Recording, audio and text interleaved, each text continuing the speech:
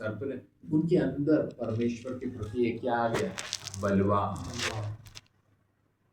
तो तब से मनुष्य जो भी संसार के अंदर पैदा होता है, हमने सबने समझना है, हम सबके सब जब से पैदा हुए तब से हम आत्मिक तौर से क्या थे, मरे हुए थे।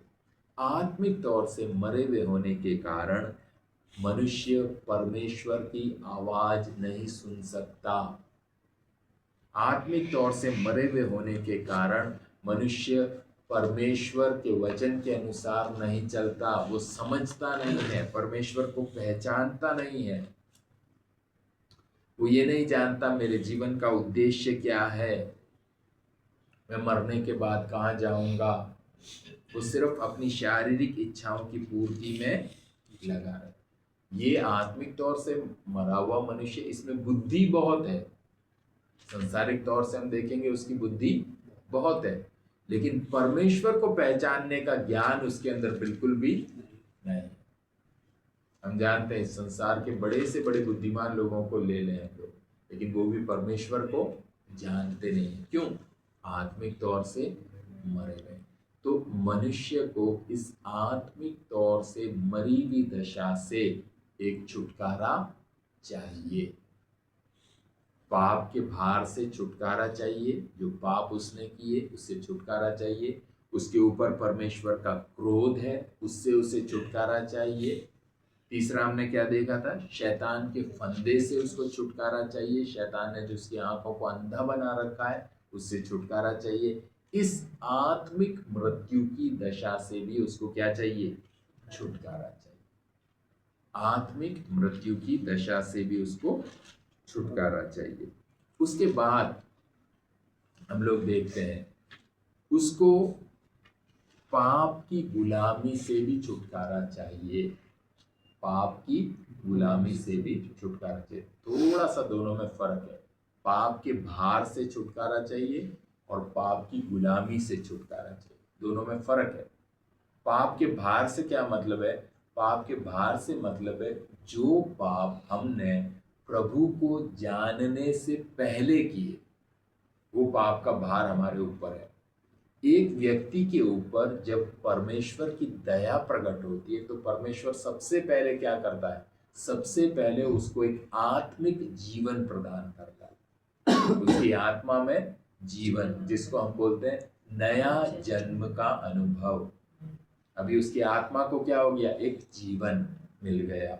जो मरी हुई आत्मा की दशा थी उससे उसको एकदम से एक नए जन्म का, और नए जन्म का सबूत है उसका परमेश्वर के साथ का संबंध स्थापित हो जाएगा। उसको सिखाने की आवश्यकता नहीं है, वो अपने आप परमेश्वर से प्रार्थना करेगा। उसको परमेश्वर की उपस्थिति अनुभव होगी, उसको महसूस होगा परमेश्वर मेरे सामने है, वास्तविक तौर से है। वो परमेश्वर को देख नहीं रहा है, लेकिन उसको डाउट नहीं आएगा, वो परमेश्वर से बात करने लगेगा। क्यों? आत्मिक तौर से उसने जीवन पाया है, उसका परमेश्वर के साथ का संबंध स्थापित हो गया है। जब एक व्यक्ति इस नए जन्म के बारे में प्रभु ने बोला, यूहन्ना 3 अध्याय में देखते हैं, निकोदेमुस से बोला, मैं तुझसे सच सच कहता हूँ जब तक तू नए सिरे से ना जन्मे परमेश्वर का राज्य देख नहीं सकता। नए सिरे से जन्मना बहुत आवश्यक है, उसके बिना हमारा आत्मिक जीवन शुरू ही नहीं होता। चाहे हम कितने भी चर्च के मेंबर हो, चाहे हमने बपतिस्मा लिया हो, चाहे हमने कुछ भी किया हो, चाहे हम मसीह परिवार में पैदा हुए हो, कोई फायदा नहीं है अगर हम नए सिरे से ना जन्मे। नए सिरे से अगर हम जन्मे हैं, परमेश्वर के साथ का हमारा संबंध स्थापित हो जाएगा। परमेश्वर से हम प्रार्थना करने लगेंगे, उसकी आवाज को हम सुनने लगेंगे, वो हमारे जीवन में काम करने लगेगा, वो हमारे जीवन में अगुवाई देने लगेगा। तो ये नए सिरे से जन्म है जब हमारी आत्मिक मृत्यु की दशा से परमेश्वर हमें उठाता है, हमारी आत्मा को जीवन देता है। जब आत्मा को जीवन देता है, उसके साथ साथ शैतान के फंदे से भी हम अपने आप निकल जाते हैं। हम नहीं निकलते, परमेश्वर हमें निकाल देता है। जैसे हमने पढ़ा कि संसार के ईश्वर ने उनकी आंखों को क्या बना रखा है, अंधा बना रखा है, लेकिन परमेश्वर हमारी आंखों को खोलता है। नए जन्म के द्वारा परमेश्वर हमारी आंखों को खोलता है। नए जन्म के द्वारा ही परमेश्वर हमें हमारे पाप के भार से मुक्ति देता है। कौन से पाप के भार से? जो पाप हमने परमेश्वर को न जानने की अवस्था में, अनजाने में किए, उन पापों से परमेश्वर हमें अपनी बड़ी दया के कारण हमें क्या कर देता है? मुक्त कर देता है। परमेश्वर के क्रोध से भी परमेश्वर हमें क्या करता है? मुक्त कर देता है। लेकिन ये इतना काम हमारे जीवन में होने के बाद हमें अभी किस बात की आवश्यकता है? पाप की गुलामी से हमें मुक्ति चाहिए। क्योंकि हमारे पुराने जीवन के पाप जो हमने अनजाने में किए वो तो प्रभु ने क्षमा कर दी, लेकिन हमारी फितरत अभी भी कैसी है? वही पाप करने की। अभी हम फिर से पाप करते ही जाएंगे तो फिर वास्तव में प्रभु जो चाहता है वो काम हमारे अंदर नहीं होगा।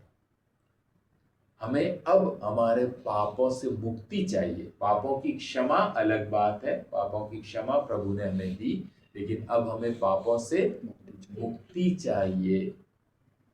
हम जानते हैं ये विचारनी स्त्री को प्रभु ने क्या बोला? जा, मैं भी तुझ पर दंड की आज्ञा नहीं देता, फिर पाप न कर। दो बातें हैं वहां पर। प्रभु बोल रहा है मैं तुझ पर दंड की आज्ञा नहीं देता। प्रभु ने पाप का भार उसका हटा दिया, क्षमा कर दिया, लेकिन आगे के लिए प्रभु एक बात कह रहा है, फिर पाप न करना, फिर पाप न करना। लेकिन कोई भी मनुष्य कितना भी सोच ले, कितना भी चाहे, लेकिन